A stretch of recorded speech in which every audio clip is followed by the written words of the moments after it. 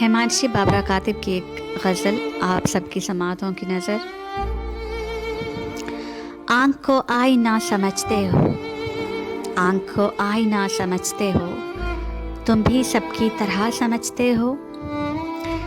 आखिरी रास्ता तो बाकी है, आखिरी रास्ता तो बाकी है, आखिरी रास्ता समझते हो। तुमने कुछ भी अलग नहीं लिखना, तुमने कुछ भी अलग नहीं लिखना, तुम सनम को खुदा समझते हो।